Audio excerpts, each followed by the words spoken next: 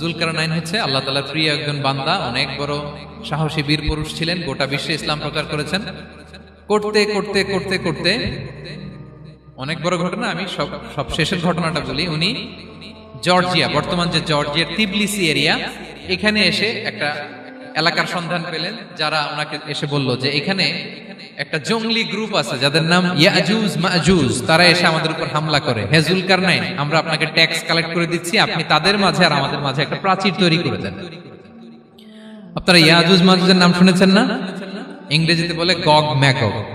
নূহ আলাইহিস সালামের 4 সন্তান ছিল, হাম, সাম, ইয়াফাস, কানাআন। এই ইয়াফাসের বংশধর হচ্ছে ইয়াজুজ মাজুজ, জঙ্গলি, হাজার হাজার শুধু বংশ বিস্তার করে। তারা এসে লোকালয়ে মানুষের উপর আক্রমণ করে, তাদের গবাদি পশু এগুলো ছিনিয়ে নেয়, ফলমূল খেয়ে ফেলে।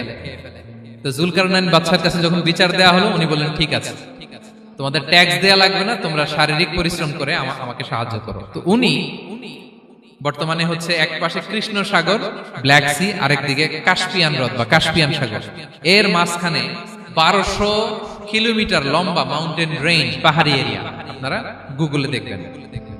এইখানে 2 পাহাড়ের মাঝখানে ফাঁকা জায়গায় তিনি বড় বড় লোহার পাত প্রথিত করলেন, গেড়ে দিলেন। এরপরে তামা, সীসা গালিয়ে বিশাল একটা ওয়াল তৈরি করলেন। এটা জুলকারনাইন উনার বানানো ওয়াল বা ড্যাম, প্রাচীর। এখন আর ইয়াজুজ মাজুজ আসতে পারে না, ওরা আর আসতে পারে না। ওরা প্রতিদিন এটা ভাঙার চেষ্টা করে, কিন্তু ভাঙতে ভাঙতে আরেকটু ভাঙলেই ভেঙে যাবে। ওরা বলে আগামীকাল ভেঙে ফেলবে, ইনশাল্লাহ বলতে ভুলে যায়। এজন্য এরপরের দিন এসে দেখে আবার এটা আগের মতো হয়ে আসছে। কিয়ামতের আগ দিয়ে ওদের মধ্যে এই ইনশাআল্লাহর প্রেরণা আসবে। তাদের একজন বলে উঠবে আগামীকাল ইনশাআল্লাহ আমরা এটা ভেঙে খান খান করে দেব, ঠিকই ভেঙে ফেলবে। তখন তারা ভেঙে চুরে কুটি কুটি ইয়াজুজ মাজুজের দল এসে হামলে পড়বে।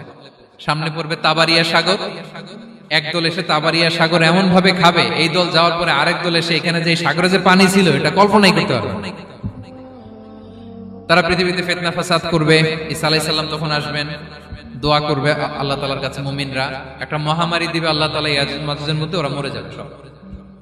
এরপর বিশাল এক পাখি এসে তাদেরকে আল্লাহর মর্জি মাফিক এমন এক জায়গায় ফেলে আসবে, কেউ জানবে না। তো তারা যে পচে গলে মাটির সাথে মিশেছিল, এই গলিত লাশ থেকে মাটি খুব উর্বর হয়ে যাবে। এরপর আল্লাহ তাআলা পৃথিবীর মধ্যে বারাকা দিবেন, কিছু রোপণ করলে তাড়াতাড়ি ফুলে ফেপে বড় বড় ফলমূল হচ্ছে। তো এটা কিয়ামতের আলামতের অন্য কোনো আলোচনায় হয়তো আমরা বলবো। তো জুলকারনাইন তিনি বিশাল এখানে প্রাচীর তৈরি করে দিয়েছিলেন, এবং প্রাচীর তৈরি করে দিয়ে তাদেরকে বলেছিলেন যে যতদিন আল্লাহ তাআলা চাইবেন এটা থাকবে, এবং যেদিন আল্লাহ তাআলার আদেশ আসবে এটা ভেঙে খান খান হয়ে যাবে। তার মানে দেখেন, এত পাওয়ারফুল, এত শক্তিশালী, এত ক্ষমতাধর হওয়ার পরেও তিনি তার ক্ষমতাকে কার দিকে ফিরিয়ে দিয়েছেন?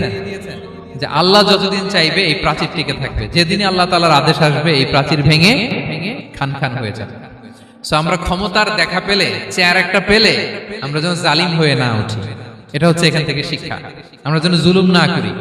উনি সম্পদের মালিক ছিলেন, ক্ষমতার মালিক ছিলেন, কিন্তু উনি যে আল্লাহর বান্দা এটা ভুলে যান নাই। আমরা যখন ক্ষমতাশীল হই, আমরা যখন প্রধানমন্ত্রী হই, আমরা যখন প্রেসিডেন্ট হই, আমরা যখন পাওয়ারফুল হই, আমাদের সবচেয়ে বড় পরিচয় যে আমরা আব্দুল্লাহ, আল্লাহর গোলাম, এটা আমরা ভুলে যাই। আমাদের আসল পরিচয় কি? আমরা আল্লাহর গোলাম। আমরা যে আল্লাহর গোলাম, এই চিন্তাটা, এই সেন্সটা যদি আমাদের মাথায় থাকে, তাহলে ক্ষমতা আমাদেরকে দাম্ভিক বানাতে পারে না, আর ওই ক্ষমতা আমাদেরকে ফিতনায়ও ফেলবে না। সব শেষে আল্লাহ তাআলা ক্ষমতার ফিতনা থেকে বাঁচানোর জন্য ক্ষমতাধর, আমরা তো একটা দেশের মালিক হই এখন, অমুক দেশের প্রেসিডেন্ট, অমুক দেশের প্রধানমন্ত্রী, উনি গোটা বিশ্বের প্রতাপশালী রাজা ছিলেন জুলকারনাইন। তারপরেও উনি যে আব্দুল্লাহ, উনি যে আল্লাহর গোলাম, এটা তিনি ভুলে যাননি। তাহলে এইভাবে যদি আমরা এই ফিতনাগুলো থেকে বাঁচার চেষ্টা করি, তাহলে এই ফিতনা থেকে আমরা বেঁচে থাকতে পারবো। এবং দাজ্জাল যদি এই মুহূর্তেও আসে, সে আমাদেরকে বিভ্রান্ত করতে পারবে না। পারবে? পারবে না ইনশাআল্লাহ। ইনশাআল্লাহ বলেন। এরপর আল্লাহ বললেন, ওয়ালা সাউফা ইউতিকা রাব্বুকা ফাতারদা। ও নবী, অচিরে এমন এমন জিনিস আপনারে দান করব, এগুলো পেয়ে আপনি খুশি হয়ে যাবেন। সুবহানাল্লাহ। প্রথমে বললেন, ওয়ালাল আখিরাতু খায়রুল লাকা মিনাল উলা, the hereafter is far better for you from this দুনিয়া। ও নবী, দুনিয়া থেকে আখিরাত অনেক উত্তম। ওয়ালা সাউফা ইউতিকা রাব্বুকা ফাতারদা, and sooner verily I'm going to give you something which will make you happy. আমি এমন এমন জিনিস আপনারে দান করব, আপনি খুশি হয়ে যাবেন। সুবহানাল্লাহ পড়েন। বিশ্বনবীর সবসময় খুশি রাখার দায়িত্ব কার? এজন্য বিশ্বনবীর উপাধি আল্লাহ দিয়েছেন হাবিবুল্লাহ। কি দিয়েছেন? হাবিব। আর সাইয়েদনা ইব্রাহিমকে ডেকেছেন খালিল বলে। কি বলে? খালিল মানেও বন্ধু, হাবিব মানেও বন্ধু। কিন্তু খালিল মানে এমন বন্ধু যে বন্ধু আল্লাহরে খুশি করার জন্য কাজ করে, আর হাবিব মানে এমন বন্ধু যেই বন্ধুরে খুশি রাখার জন্য আল্লাহ নিজেই কাজ করে। কার দাম বেশি? হাবিবের দাম বেশি। চিৎকার করে বলেন ঠিক কিনা? এজন্য রাব্বুল আলামিন বলেন ওয়ালা সাউফা ইউতিকা রাব্বুকা ফাতারদা। ও নবী, অচিরে এমন এমন জিনিস আপনারে দান করব, এগুলি পাওয়ার মাধ্যমে আপনি খুশি হয়ে যাবেন। এমন এমন জিনিস বিষ্ণুনবীকে আল্লাহ দিবেন যেগুলো পেয়ে বিষ্ণুনবী খুশি হয়ে যাবে। বিষ্ণুনবীরে আশ্বস্ত করছে কে?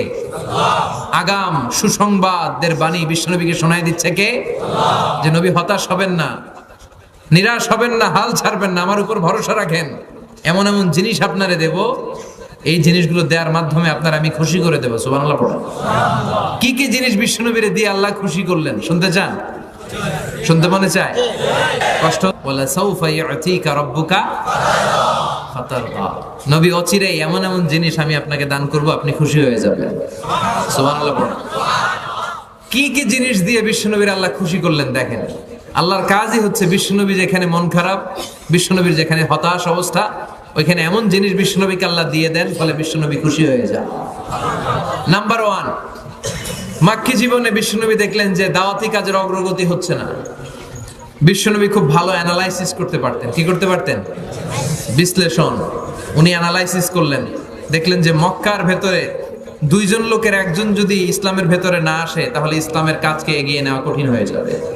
তিনি আল্লাহর কাছে কেঁদে কেঁদে দোয়া করলেন, আল্লাহ আল্লাহুম্মা আইজ্জাল ইসলাম বি আহাব্বি আর রাজুলাইনি ইলাইক। আল্লাহ 2 জন লোকের নাম বলবো, এই 2 জনের একজনকে তুমি কালেমার ছায়াতলে এনে ইসলামকে শক্তিশালী করে দাও। বি আবি জাহেল ইবনে হিশাম ও ওমর ইবনে খাত্তাব। হয় আবু জাহেলরে তুমি ইসলামের ভিতরে ঢুকাও, নয় ওমর খাত্তাবের বেটা ওমরকে তুমি ইসলামের ভিতরে ঢুকাও। আল্লাহ আবু জাহেলের জন্য দোয়াটা কবুল করে নাই, ওমর ফারুকের জন্য করেছে। ঠিক কিনা? আবু জাহেলের হৃদয়ের ভিতরে পর্দা, চোখের সামনে পর্দা। ও সত্য দেখেও দেখে না, ও শুনেও শোনে না। চিল্লা এখন ঠিক কিনা? ওর বাড়িতে এখন সৌদি সরকার কি বানাই দিছে?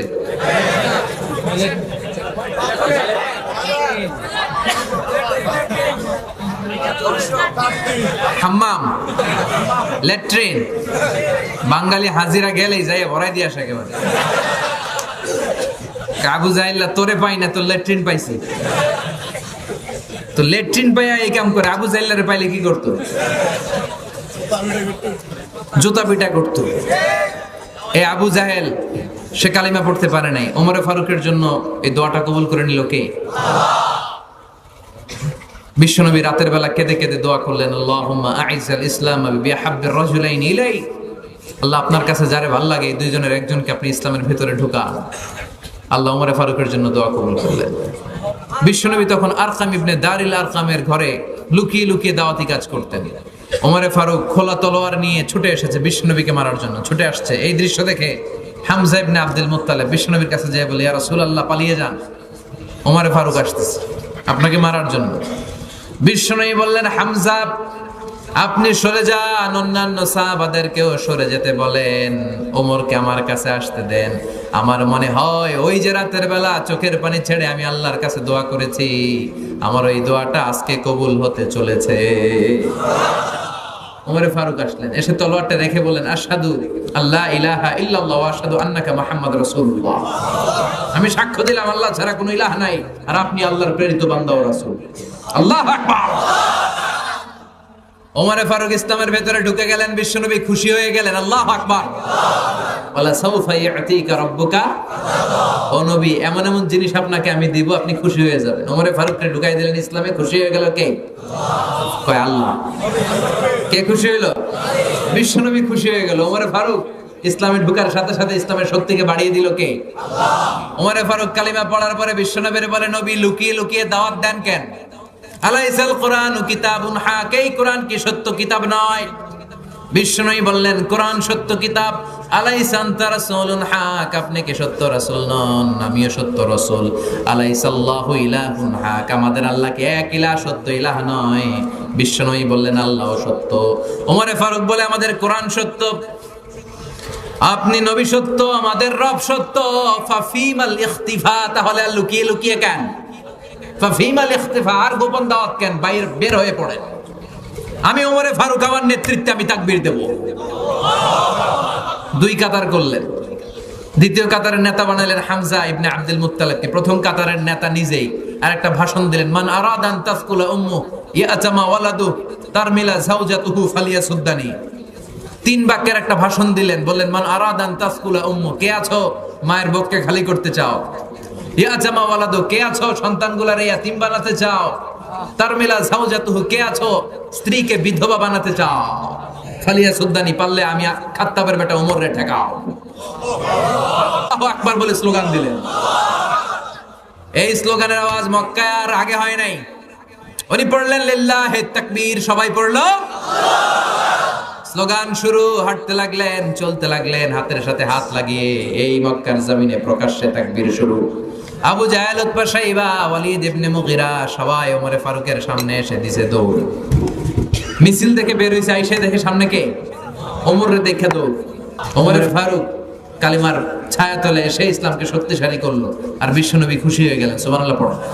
তাহলে যেখানে বিশ্বনবীর মন খারাপ, বিশ্বনবীর খুশি করে দেয় কে? তার মানে এক নাম্বার, ওমরে ফারুককে ইসলামের ছায়া তলে এনে বিশ্বনবীকে আল্লাহ খুশি করে দিলেন। দুই নাম্বার, বিশ্বনবী মক্কা থেকে 70-80 কিলোমিটার দূরে তায়েফের ময়দানে কোরআনের দাওয়াত নিয়ে গেলেন, লা ইলাহা ইল্লাল্লাহর দাওয়াত নিয়ে গেলেন। তায়েফবাসীদেরকে জান্নাতি বানানোর জন্য, জাহান্নামের আগুন থেকে বাঁচানোর জন্য কালিমার দাওয়াত নিয়ে গেলেন। কিন্তু বিশ্বনবীর কালিমার দাওয়াত তায়েফের লোকেরা গ্রহণ করেছে নাকি? গ্রহণ করে নাই, প্রত্যাখ্যান করেছে, রিজেক্ট করেছে। এমনকি বিশ্বনবীর উপর অমানবিক নির্যাতন করেছে, পাথর বর্ষণ করেছে। তিনটা জায়গায় বিশ্বনবী বেহুশ হয়েছে। ওই জায়গাগুলো সাক্ষী, পাথরগুলো সাক্ষী। তায়েফের পাথরগুলো বিশ্বনবীর রক্তে রঞ্জিত হয়েছে। যারা হজ উমরা করেছেন দেখেছেন না, বিশ্বনবীর রক্তে তায়েফের পাথর, তায়েফের বালু, তায়েফের মাঠঘাট রঞ্জিত হয়েছে। বিশ্বনবীর দাওয়াত ওরা সাড়া দেয় নাই। নির্মম ভাবে বিশ্বনবীর মুবারক দাওয়াটারে তারা জখম করে দিয়েছে। বিশ্বনবী বেহুশ হয়ে পড়ে রইলেন। যায়েদ বিন হারেসা বিশ্বনবীর গায়ের মধ্যে পানি ঢেলে ঢেলে রক্তগুলো মুছে দিলেন। বিশ্বনবী বসলেন। হামলাতুল জিবাল, পাহাড় রক্ষী ফেরেশতারা এসে বলে, ও নবী আদেশ করেন, তায়েফের দুই দিকের গিরিপথ এমন ভাবে আমরা চাপা দিয়ে দেব, তায়েফের লোকগুলো, তায়েফের যুবকগুলো সব মুহূর্তের মধ্যে ধূলিসাৎ হয়ে যাবে। বিশ্বনবী বললেন, না, আমি তাদেরকে ক্ষমা করে দিলাম। তারা কালেমা পড়ে নাই, তাদের বংশ থেকে অনাগত নতুন প্রজন্মের ছেলেরা কালিমা পড়ে মুসলমান হবে। সুবহানাল্লাহ পড়ে। এখন তায়েফের আনাচে কানাচে মসজিদ আছে না নাই? বিশ্বনবীর উপর দুরূদ আছে না নাই? কি ভিশনারি নবী ছিলেন। বিশ্বনবীর মন খারাপ। 80 কিলোমিটার পথ পাড়ি দিয়ে পাহাড়ি অঞ্চল বেয়ে বেয়ে বিশ্বনবী তায়েফ পৌঁছেছেন। যারা তায়েফের মাটিতে গিয়েছেন, পাহাড় বেয়ে বেয়ে বিশাল 6000-7000 ফিট উপরে এরকম পাহাড়ের উপরে উঠতে হয়। ওই পাহাড়ের উপরে তায়েফ শহরটা অবস্থিত। বিশ্বনবী নিজের জন্য নয়, নিজের উপকারের জন্য নয়, তায়েফের লোকদেরকে জাহান্নামের আগুন থেকে বাঁচানোর জন্য কালেমার দাওয়াত নিয়ে এসেছিলেন। কিন্তু তায়েফের লোকেরা বিশ্বনবীর কালেমার দাওয়াতকে গ্রহণ করে না। বিশ্বনবীর মন খারাপ। হায় রে, এত কষ্ট করে আসলাম দাওয়াত দেওয়ার জন্য, মাইর খাইলাম, একটা লোক কালিমা পড়ল না। বিশ্বনবীর হৃদয়টা ভেঙে খান খান। ফজরের সালাতে উনি ইমামতি করছেন। ইন্না সামি'না কুরআনান আজাবা ইয়াহদি ইলার রুশদি ফাআমান্না বি। এই কোরআনের আয়াত শুনে, বিশ্বনবীর কণ্ঠের জাদুমাখা তেলাওয়াত শুনে একদম জিল অবাক হয়ে যায়। জিন জাতির লোকেরা ওইখান থেকে তেলাওয়াত শুনে নিজেদের এলাকায় চলে যায়, লোকদের মধ্যে এই বিশ্বনবীর তেলাওয়াতের কথা বলে, আর তারা ঘোষণা দেয় আমান্না বিহি। এই তেলাওয়াতে মুগ্ধ হয়ে বিশ্বনবীর উপরে আমরা ঈমান আনলাম। বিশ্বনবী কিন্তু জানে না, উনি তেলাওয়াত করতেছে নামাজে। সুবহানাল্লাহ পড়ে। নামাজ শেষে আল্লাহ বললেন, নবী আপনার মন খারাপ কেন? তায়েফের ছেলেরা কালিমা পড়ে নাই, তায়েফের লোকজন আপনার দাওয়াতে সাড়া দেয় নাই, তায়েফের একটা লোক ঈমান আনে নাই। মন খারাপ করার কোনো কারণ নাই। দুনিয়ার মানুষগুলো ঈমান আনে নাই তো কি হয়েছে? আপনার ফজরের সালাতের তেলাওয়াত শুনে অদৃশ্য জাতি, যেই জাতিকে চোখে দেখা যায় না, ওই জিন জাতির মধ্যে একটা দল কালিমা পড়ে মুসলমান হয়েছে গো নবী। ফাতারদা, বিশ্বনবী খুশি হয়ে গেলেন। ওয়ালা সাউফা ইয়াতিকা রাব্বুকা, যেখানে বিশ্বনবীর মন খারাপ ওইখানেই বিবিসি নিউজের মতো বিশ্বনবীর নিউজ দিয়ে মনটা ভালো করে দেয় কে? বিশ্বনবীর এবার আর মন খারাপ নাই, দাওয়াতি কাজ সফল। মানুষের মধ্যে দাওয়াতি কাজ করতে এসেছে, কিন্তু তায়েফের লোকেরা দাওয়াত কবুল করে নাই। জিনদের মধ্যে দাওয়াতি কাজের ব্যাপক প্রসার করে দিয়েছে কে? ওয়ালা সাউফা ইয়াতিকা রাব্বুকা ফাতারদা। ও নবী, এভাবে একটার পর একটা এমন এমন জিনিস আপনার জীবনে আমি ঘটায় দেব, এগুলো পেয়ে আপনি খুশি হয়ে যাবেন। চিল্লায় এখন সুবহানাল্লাহ। বিশ্বনবীর মন খারাপ, বিশ্বনবীর স্ত্রী নাই, শেল্টার দেওয়ার মতো চাচা নাই, বিশ্বনবীর মনটা ভাঙা। বিশ্বনবী ডানে তাকায় কেউ নাই, বায়ে তাকায় কেউ নাই, সামনে কেউ নাই, পেছনে কেউ নাই, সান্ত্বনা দেওয়ার কেউ নাই, শেল্টার দেওয়ার কেউ নাই। তখন রব্বুল আলামিন বললেন, নবী দুনিয়ার বুকে আপনার মন খারাপ তো কি হয়েছে, আমি দুনিয়া থেকে উঠিয়ে মেরাজ এনে আপনার মনটারে ভালো করে দিব রে নবী। সুবহানাল্লাযী আসরা বিআবদিহি লাইলাম মিনাল মাসজিদিল হারাম ইলাল মাসজিদিল আকসা। আল্লাহু আকবার। দুনিয়ার বুকে আপনার মন খারাপ, দুনিয়ার কোথাও আপনার থাকার দরকার নেই, আপনি আরশের উপরে চলে আসেন। আল্লাহু আকবার। বিষ্ণুবীর মন ভালো করার জন্য আল্লাহ তাআলা গোটা বিশ্বের সময়টাকে থামিয়ে দিয়ে আল্লাহর আরশ দর্শন করানোর জন্য, জান্নাত জাহান্নাম দেখানোর জন্য স্পেশাল নামাজের বিধান, বিশ্বনবীকে গিফট আর হাদিয়া দেওয়ার জন্য দুনিয়া থেকে টেনে মেরাজে নিয়ে গেলেন। চিল্লায় পড়েন সুবহানাল্লাহ। তার মানে ওয়ালা সাউফা ইয়াতিকা রাব্বুকা ফাতারদা, ও নবী অচিরে এমন জিনিস আমি আপনারে দান করব, এগুলো পেয়ে পেয়ে আপনার মনটা ভালো হয়ে যাবে। সুবহানাল্লাহ পড়েন। এভাবে একটার পর একটা সুসংবাদ বিশ্বনবীকে শুনিয়েছে কে? বিশ্বনবীর মক্কায় আর থাকার সুযোগ নেই, বিশ্বনবীকে মদিনায় হিজরতের সুযোগ করে দিয়েছে কে? বিশ্বনবী মদিনাতে যাওয়ার পরে বাইতুল মুকাদ্দাসের দিকে নামাজের বিধান আসে। এতদিন কাবার দিকে হয়ে বিশ্বনবী সালাত পড়তেন, মদিনাতে যাওয়ার সাথে সাথে আল্লাহ আয়াত নাজিল করলেন, নবী ইহুদিরা যে এদিকে সালাত পড়ে আপনি ওইদিকে সালাত পড়েন। বিশ্বনবী পড়তে শুরু করলেন। কোন বর্ণনায় 16 মাস, কোন বর্ণনায় 17 মাস। ইহুদিরা যেদিকে নামাজ পড়ে নবী ওইদিকে হয়ে নামাজ পড়ে বাইতুল মুকাদ্দাসে। কিন্তু বিশ্বনবীর ভালো লাগে না, বিশ্বনবীর মন খারাপ। বিশ্বনবীর মনে চায় বিশ্বনবীর বংশের গোড়া সাইয়েদনা ইসমাইল আলাইহিস সালাম যেই কাবার দিকে নামাজ পড়তেন, সাইয়েদনা ইব্রাহিম যেই কাবার দিকে নামাজ পড়তেন, বিশ্বনবীও যদি ওইদিকে নামাজ পড়তে পারতেন। সুবহানাল্লাহ পড়েন। আল্লাহ বলেন, কাদ নারা তাকাল্লুবা ওয়াজহিকা ফিস সামা ফালানুওয়াল্লিয়ান্নাকা কিবলাতান তারদাহা ফাওয়াল্লি ওয়াজহাকা শাতরাল মাসজিদিল হারাম। ও নবী, আপনি আকাশের দিকে ফেল করে তাকিয়ে থাকেন, আপনার মনে কি জ্বালা কি যন্ত্রণা কেউ বোঝে না, বুঝি আমি, ঠিক কি না? আপনার মনে খুব চায় যে কিবলাটারে যেন আমি চেঞ্জ করে দেই, তাই না? ঠিক আছে, আপনার যেটা মনে চায় আমি ওইটাই করব। ফাওয়াল্লি ওয়াজহাকা শাতরাল মাসজিদিল হারাম, আর দেরি নয়, আজকে থেকে ওই মসজিদুল হারাম কাবার দিকে হয়ে নামাজ শুরু করে দেয়। ফাতারদা, বিশ্বনবী খুশি হয়ে গেলেন। ওয়ালা সাউফা ইয়াতিকা রাব্বুকা ফাতারদা। যেখানে বিশ্বনবীর মন খারাপ, যেখানে বিশ্বনবীর অস্বস্তি, সেখানে স্বস্তির বাণী ছড়ায় কে? যখনই বিশ্বনবী পেরেশান তখনই আল্লাহ এমন জিনিস বিশ্বনবীকে দান করেন, ফাতারদা, বিশ্বনবী খুশি হয়ে যায়।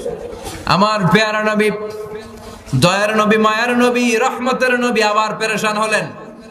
মদিনায় বসে বসে বিশ্বনবী ভাবে, হায় হায় কি হবে আমার উম্মতের, কি হবে? আল্লাহুম্মা উম্মতি উম্মতি, আমার আগের নবীদের উম্মতেরা কেউ হায়াত পেত 500 বছর, কেউ পেত 1000 বছর, কেউ পেত 2000 বছর।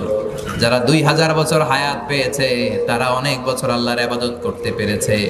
আর বিশ্বনবী বলছেন, আমার উম্মতি মা বাইনা 60 ইলা 70, আমার গুনাহগার উম্মত 60 আর 70 এর মাঝখানেই বেশিরভাগ মরে যাবে। তো বিশ্বনবীর মন খারাপ। আগের উম্মতের লোকেরা কেউ হায়াত পেত 1000, কেউ 2000, কেউ 3000, কেউ 700 800। এত বছর হায়াত পেয়ে তারা ইবাদত করার সুযোগ পেয়েছে বেশি। আমার উম্মতি মা বাইনা 60 ইলা 70, আমার গুনাহগার উম্মত 60 আর 70 এর মধ্যে বেশিরভাগ মরে যাবে। ও আল্লাহ, আমার উম্মতের কি হবে? এরা এদেরকে 2000 বছর দিলা কেন, 1000 বছর হায়াত দিলা কেন, আমার উম্মতকে 60-70 বছর দিলা কেন? আমার উম্মত তো ইবাদতের সুযোগ পাবে না।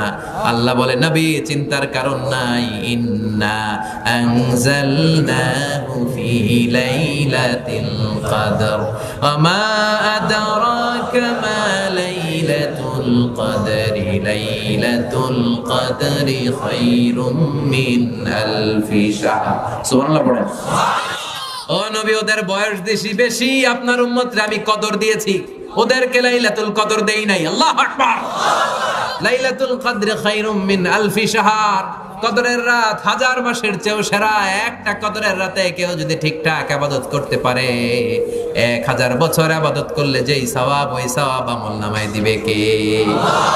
সুবহানাল্লাহ কইবেন না? সুবহানাল্লাহ। ফাতারদা, বিশ্বনবী খুশি হয়ে গেলেন। ওয়ালা সাউফা ইউতিকা রাব্বুকা।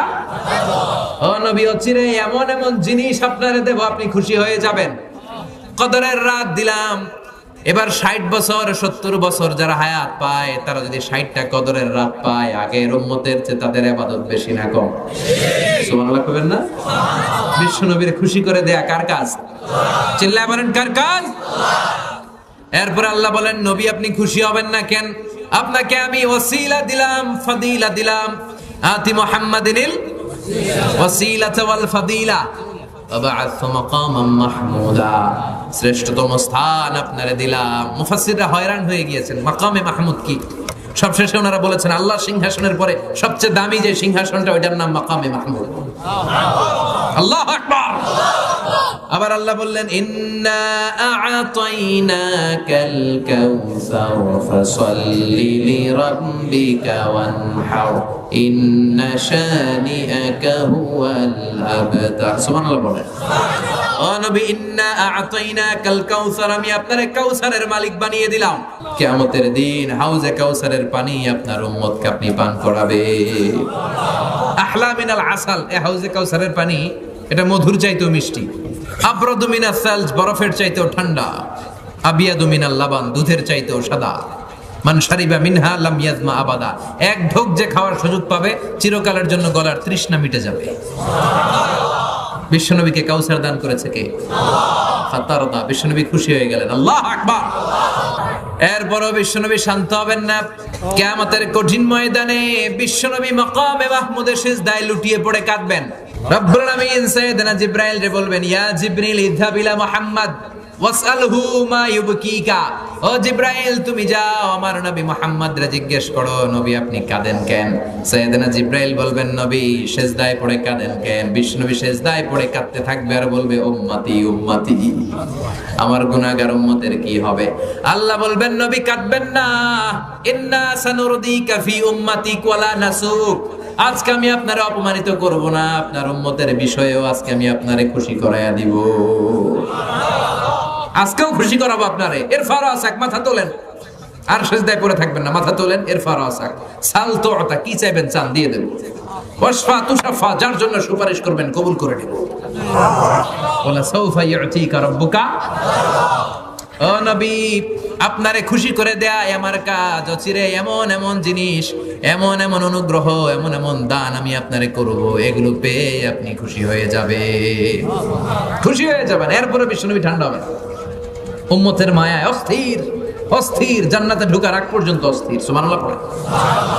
এরপর বিশ্বনবী ওনার জান্নাতি উম্মতদেরকে নিয়ে হাতের মধ্যে একটা পতাকা তুলবেন। ওই পতাকার গায়ে লেখা আলহামদু। পতাকার গায়ে কি লেখা? লিওয়াউল হামদ, প্রশংসার পতাকা। ওই পতাকা নিয়ে বিশ্বনবী উম্মতদেরকে নিয়ে জান্নাতের পানে ছুটবেন। জান্নাতের বড় দরজার মধ্যে বিশ্বনবী একটা আঘাত করবেন। কত বড় দরজা জানেন? বিশ্বনবী বলেন, ইন্নাল মিসরাআইন মিন মাসারিআল জান্নাহ মা বাইনা মাক্কাতা ওয়া হাজার। সৌদি আরবের মক্কা শহর থেকে বাহরাইনের হাজার শহর যত লম্বা, জান্নাতের এক একটা দরজা ঠিক তত লম্বা। ওই দরজায় বিশ্বনবী ধাক্কা দিবেন। জান্নাতের খাজেন, রক্ষী ফেরেশতারা বলবে, মান আনতা, তুমি কে? বিশ্বনবী বলবেন, আনা মুহাম্মদ, আমি। এবার জান্নাতের রক্ষী ফেরেশতারা বলবে, আমরা এখানে দাঁড়ায় আছি এই জন্য যে আপনার আগে কারো জন্য যেন এই দরজা না খুলে আল্লাহ বলে দিয়ে রাখছে। আপনি ছাড়া কেউ করে না হলে যেন দরজা খুলে না দেয়, শুধু আপনার জন্যই সবার আগে দরজা খোলা হবে। সুবহানাল্লাহ পড়েন। বিশ্বনবী এতিম ছিলেন, জানেন আপনারা? বিশ্বনবী যখন মায়ের পেটে, তখন বাবাকে হারিয়েছেন। দুনিয়ায় আসলেন বাবা ছাড়া, ইয়াতীম। 6 বছর বয়সে মাকে হারালেন। দাদা আব্দুল মুত্তালিবের কাছে লালিত পালিত হতে শুরু করলেন। 8 বছর বয়সে দাদাও হারালেন। এরপর থেকে চাচার কাছে। এজন্য আল্লাহ বললেন, আলাম ইয়াজিদকা ইয়াতীমান ফাআওয়া, আমি কি আপনার এই ইয়াতীম অবস্থায় পাই নাই? ফাআওয়া, এবং আপনাকে রক্ষণাবেক্ষণের দায়িত্ব আমি নিয়ে নিয়েছি। সুবহানাল্লাহ পড়েন। তার মানে নবী, যেখানে আপনার বিপদ ওইখানে আমি ছিলাম, আপনার ভয় কিসের? আপনি হতাশ হবেন না, নিরাশ হবেন না, হাল ছাড়বেন না, ভরসা রাখবেন একজনের উপর, তিনি কে? এরপর আল্লাহ বললেন ওয়াজাদাকা দাল্লান ফাহাদা। ও নবী, আমি আপনাকে পথহারা পথিকের মতো ঘুরতে দেখেছি, তারপরে আমি আপনাকে পথের দেখা দেখিয়ে দিয়েছি। সুবহানাল্লাহ। পথহারা পথিকের মতো আপনি ঘুরছিলেন। ওয়াজাদাকা দাল্লান, নবী আপনি গোমরা ছিলেন এটা বলা যাবে না। বিশ্বনবী গোমরা ছিল নাকি?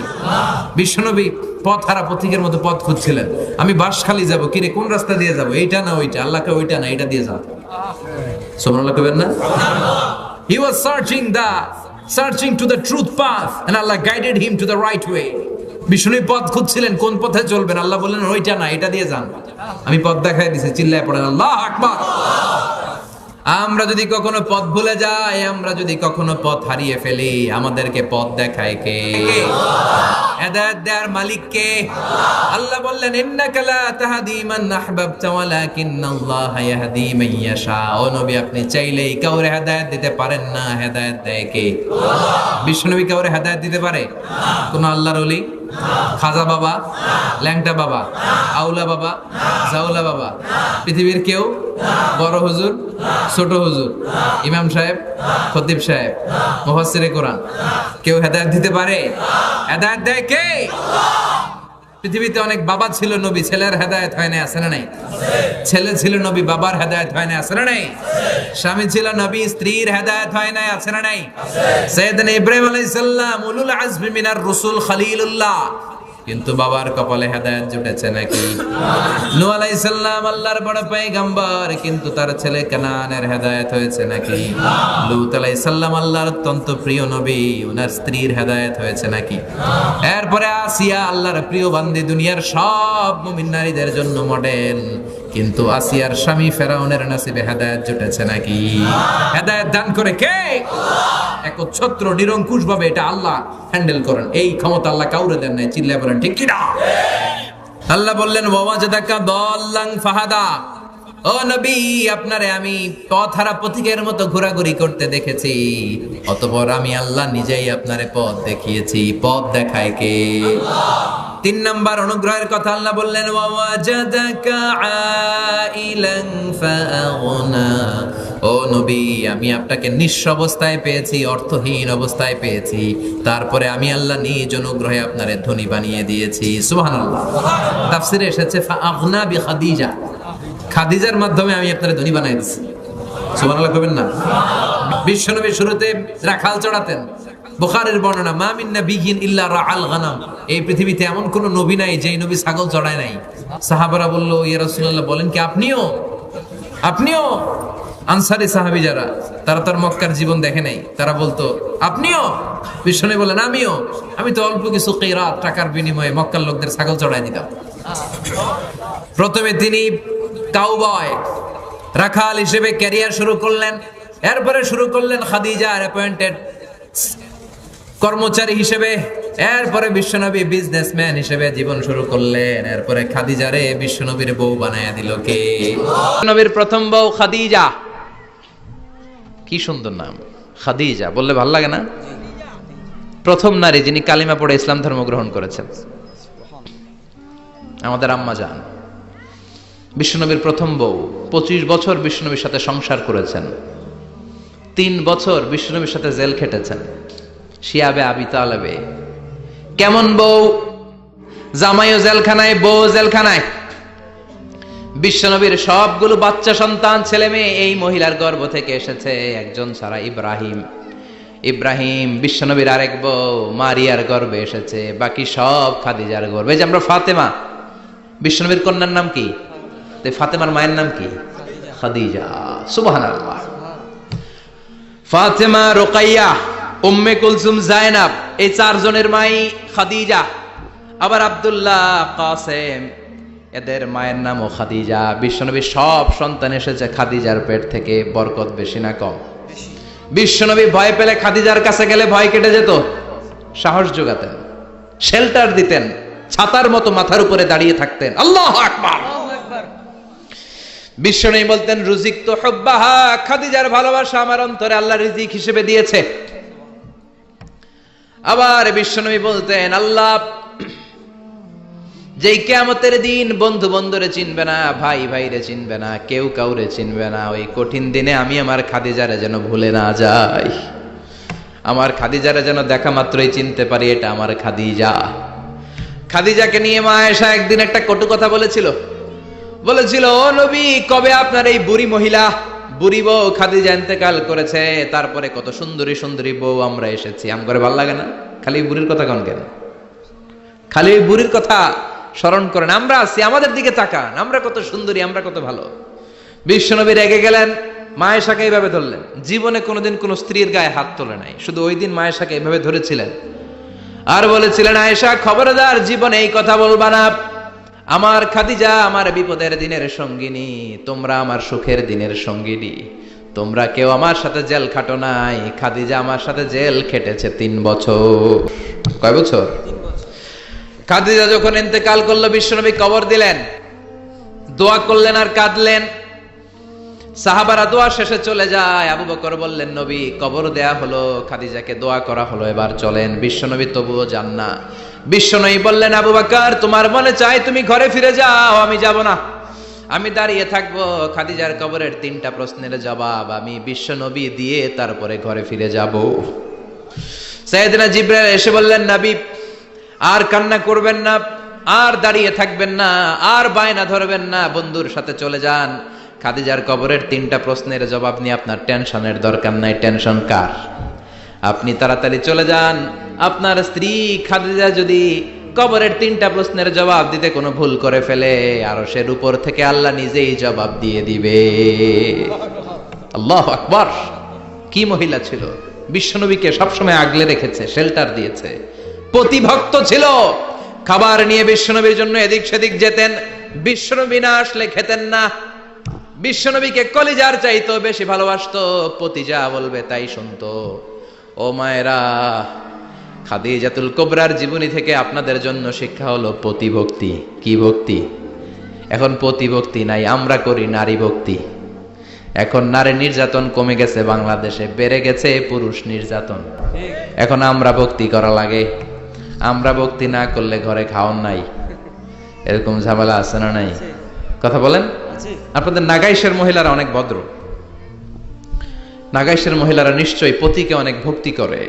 মায়েরা, বোনেরা, আপনার স্বামী যদি আপনার উপরে নাখোশ থাকে, আপনার এবাদত আপনাকে বাঁচাতে পারবে না।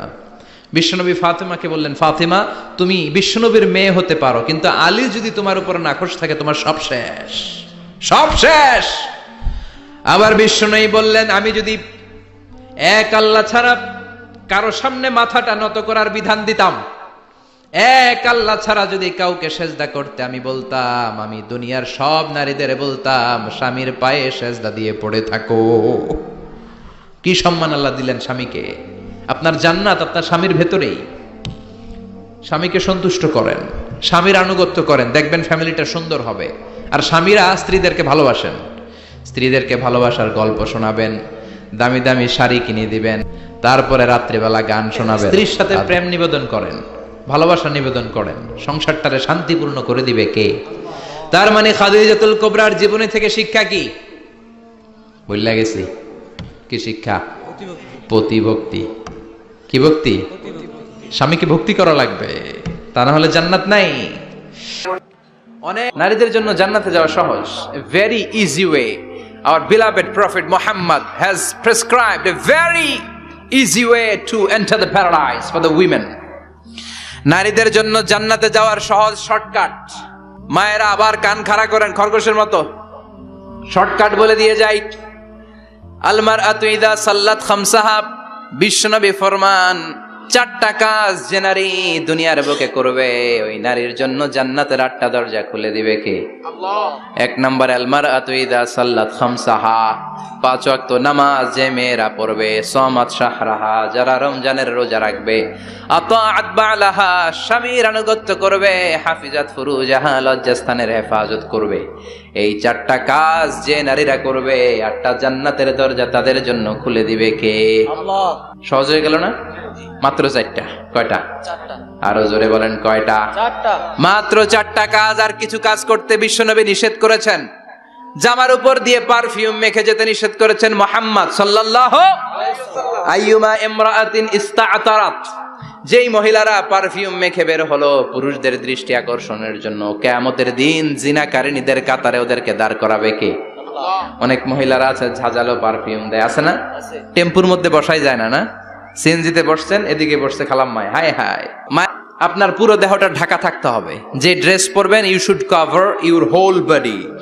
শুধু হাতের এই 2 কবজি আর চেহারা খোলা রাখতে পারবেন, তবে চেহারা ঢেকে রাখা উত্তম। একজন মহিলা বোরকা পড়ছে কিন্তু চেহারা খোলা, তার হেজাব হয় নাই, পর্দা হয় না, এটা বলা যাবে? কিন্তু উত্তম হচ্ছে চেহারা ঢেকে রাখা, কারণ চেহারা সৌন্দর্যের রাজধানী। Face is the capital of beauty, ঠিক কিনা? চেহারা দেখলাম তো সব বোঝা গেল, ঠিক কিনা? কেমন মাধুর্যতা আছে, দেখতে কেমন সুন্দরী কিনা সব বোঝা যায়। এজন্য চেহারাটাও ঢেকে রাখবেন, চোখটা খোলা রাখবেন। বিশ্বনবীর স্ত্রী উম্মে সালামা বলে, দেখার জন্য আমার 2 চোখের দরকার নাই, লাগবে 1 চোখ। উনি আরেক চোখের মধ্যে আরেক কাপড় দিয়ে রাখতেন, এমনি তাকাইতেন। সাহাবারা বলতেন উনারা দেখলে আমরা দিতাম দৌড়, ভয় লাগতো। চোখ একটা দেখা যায় আর একটা খোলা, ওনারা দেখে আমরা এদিক সেদিক পালিয়ে যেতাম। আবার অনেক মহিলারা পা ঢাকে না, পা কিন্তু পর্দার অন্তর্ভুক্ত। সব সময় মেয়েরা পা মোজা পরে বেরোতে হবে, পা দেখানো যাবে না। হাদিসে এসেছে শুধু হাত এতটুকু, পা কিন্তু পর্দার অন্তর্ভুক্ত। উম্মে সালামা বললেন, ইয়া রাসূলুল্লাহ, আমরা তো হাঁটতে গেলে অনেক সময় পা দেখা যায়। বিষ্ণু বললেন, তাই? তাহলে 1 বৃহৎ নিচ দিয়ে কাপড় বাড়াও। উম্মে সালামা বললেন, জোরে হাঁটলে তো তারপরও দেখা যাবে। বিষ্ণু বললেন, 1 হাত বাড়াও, ধুলাবালি সহ টানবা, তারপরও পায়ের 1 ইঞ্চি দেখানো যাবে। তাহলে ড্রেস কোডের প্রথম নিয়ম হচ্ছে পুরো দেহ ঢাকবেন। 2 নম্বরের নিয়ম, পোশাক ঢিলে ঢালা হবে না টাইট ফিটিং? আরো জোরে বলেন। ঢিলে ঢালা হবে, টাইট ফিটিং হতে পারবে না। মোটা কাপড়ের হবে। এই যে আমার জুব্বা দেখছেন, আমি মহিলাকে পোশাক পরে ফেলেছি কিন্তু হেরা পরে না, এরকম মোটা হবে, মোটা কাপড়, কিচ্ছু দেখা যায় না, বাইনোকুলার দিয়েও দেখা যাবে না। আবার ঢিলে ঢালা আছে না নাই? আমরা পুরুষরা যে এটা পরি, এটা দিয়ে 3 মহিলার কাপড় হয়, ঠিক কিনা? কাপড় পরতে চায় না তারা, ওদের পোশাক আমরা নিয়ে নিচ্ছি। তার মানে ঢিলে ঢালা হবে, মোটা কাপড়ের হবে, টাইট ফিটিং হতে পারবে। আবার পুরুষদের পোশাক হতে পারবে। এই 4টা নিয়ম মেনে যে যেই ধরনের পোশাক পরেন, চাদর পরেন সমস্যা নাই, শাড়ি পরেন সমস্যা নাই, ব্লাউজ পরলে ফুল হাতা পরবেন সমস্যা নাই, মেক্সি পরলেও সমস্যা নাই, বোরকা পরলেও সমস্যা নাই, কিন্তু পোশাকটা শালীন পোশাক হতে হবে। কি পোশাক? সবাই বলেন, শালীন পোশাক। পুরুষদের পোশাক পরা যাবে না, কারণ বিশ্বনবী লানত করেছেন ওই নারীদেরকে যেই নারীরা পুরুষদের মতো সাজতে চায়। এরকম আছে না নাই? দেখলে বোঝা যায় না কোনটা ছেলে কোনটা মেয়ে, আছে না নাই? ইসলাম যে মর্যাদা আপনাদেরকে দিয়েছে আর কেউ দিয়েছে নাকি? ইসলাম বলে প্রথম সন্তান কন্যা সন্তান হলে ঘরের মধ্যে বরকত, আছে না নাই? মিন বারাকাতিল মারআতি তাবকিরুহা বিল ইনাস। একটা মেয়ের মধ্যে বরকত বেশি না কম কেমনে বুঝবেন? তার প্রথম সন্তান যদি মেয়ে হয় তাহলে বুঝবেন এই মেয়েটা বরকতওয়ালা মেয়ে, এই মেয়ে আপনার জীবনে অনেক কিছু নিয়ে আসবে। সুবহানাল্লাহ কইতে পারেন না? কিন্তু অনেক ডাকাইতাছে, মেয়ে হইলে অখুশি হয়, ছেলে হইলে পাড়ার সবারে জিলাপি খাওয়ায়, পাড়ার সবারে মিষ্টি খাওয়ায়, মেয়ে হইলে কিচ্ছু খাওয়ায় না, আছে না নাই? কিন্তু আমরা মেয়ে হলে খুশি হব। আবার যখন স্বামীর কাছে যায়, ইসলাম বলে ওই স্বামী আল্লাহর কাছে সেরা, যেই স্বামী বউয়ের কাছে সেরা। বউ যদি আপনারে ভালো বলে আপনি আল্লাহর কাছে ভালো, বউ যদি খারাপ বলে আপনি আল্লাহর কাছে খারাপ। তার মানে ব্যালেন্স করেছে ইসলাম। স্বামীরও আনুগত্য করতে বলেছে, আবার স্বামীকেও বলেছে স্ত্রীকে ভালোবাসতে, ঠিক কিনা? কথা বলেন। এবার আরেকজনের স্ত্রী, ইসলাম বলে তোমার হাত যদি বউয়ের হাতের সাথে মিলাও 2 হাতের সগীরা গুনাহ মাফ করে কে? স্ত্রীর দিকে যখন তাকাও তোমার চোখের সগীরা গুনাহ মাফ করে কে? প্রতি মাসে মাসে স্ত্রীর কাপড় চোপড় আর কসমেটিক্স কেনার জন্য যে টাকাটা দাও, এই টাকাটা সদকা হিসেবে কবুল করবে কে? এবার এই মহিলা গর্ভবতী, ইসলাম বলে সন্তান ভূমিষ্ঠ করতে যে যদি কোনো মা ডেলিভারি কেসে হসপিটালে মারা যায় কিংবা বাসায় মারা যায়, কিয়ামতের দিন ওই মহিলাকে শহীদদের কাতারে দাঁড় করায় দিবে কে? বাচ্চা ভূমিষ্ঠ করতে যে শাহিদা, শহীদদের কাতারে। আর সুন্দর মতো যদি আসে, আল জান্নাতু তাহতা আকদামি উম্মাহাতিকুম, মায়ের পায়ের নিচে সন্তানের বেহেশত, আছে না নাই? জোরে বলেন। এজন্য ইসলাম বলে খবরদার, মায়ের মর্যাদা সবচেয়ে বেশি। এক সাহাবী বললেন, ইয়া রাসূলুল্লাহ, কার সাথে ভালো আচরণ করব? বাবার সাথে নাকি মায়ের সাথে? নবী বললেন মায়ের সাথে, এরপরে মায়ের সাথে, তারপরে মায়ের সাথে, তারপরে কার সাথে? তারপরে তোমার পিতার সাথে। মায়ের মর্যাদা কয় গুণ বেশি? আমি বলি আমাদের পায়ের নিচে থাকে মোজা, জুতা আর বালু, আর মহিলাদের পায়ের নিচে জান্নাত। এই পৃথিবীটারে 1000 বার বিক্রি করলে জান্নাতের একটা চেয়ারের দাম হবে না। সুবহানাল্লাহ পড়েন। আর যেই জান্নাত মায়ের পায়ের নিচে পড়ে আছে, ওই পায়ের দাম বেশি না কম? বেশি। এজন্য মায়েদের সাথে ভালো আচরণ করতে হবে। ইসলাম নারীকে দিয়েছে ইবাদতের অধিকার। তার মানে ইবাদতের অধিকার। ইসলাম নারীকে দিয়েছে শিক্ষার্জনের অধিকার। আপনার ছেলেকে স্কুলে পাঠান, শুধু ছেলেকে নয়, আমরা বলি আপনার ছেলেকেও পাঠান, মেয়েকেও পাঠান, ঠিক কিনা? আপনার ছেলেকে মাদ্রাসায় পাঠান, মেয়েকেও পাঠান। শিক্ষা সবার জন্য। বিষ্ণু বলেছেন আল্লিমু বানাতাকুম সূরাতান নূর, তোমরা তোমাদের মেয়েদেরকে সূরা নূর শিখাও। কোন সূরা? ও আমার মায়েরা, আপনাদের জন্য রব্বুল আলামিন সব হকের কথা সূরাতুন নূরে বলেছে। আল্লিমু বানাতাকুম সূরাতান নূর, তোমরা তোমাদের নারীদেরকে সূরাতুন নূর শিক্ষা দাও। ও আমার মায়েরা, আজ থেকে সূরাতুন নূরের অর্থ পড়বেন, তাফসীর পড়বেন, ঘরটারে বরকতময় করে দিবে কে? আপনাদের আছে মোহরানার অধিকার। বিয়ে করলে পুরুষ মোহরানা পাবে না, দিবে। কিন্তু আমরা এতগুলা টাকা নিয়ে আসি, ডাকাইত আছে না নাই? সারা জীবন মেয়েটারে লালন পালন করলো, একটা মেয়ে হলো একটা বাবার কলিজা। মেয়ে দিয়ে দিল মানে বাবা কলিজা ছিঁড়ে দিল, আর কি চাস? ডাকাত, ফকির কোথাকার। খবরদার, বিয়ের মধ্যে 1 টাকা যদি তুমি যৌতুক খাও, কিয়ামতের দিন আল্লাহ তোমারে ছাড়বে।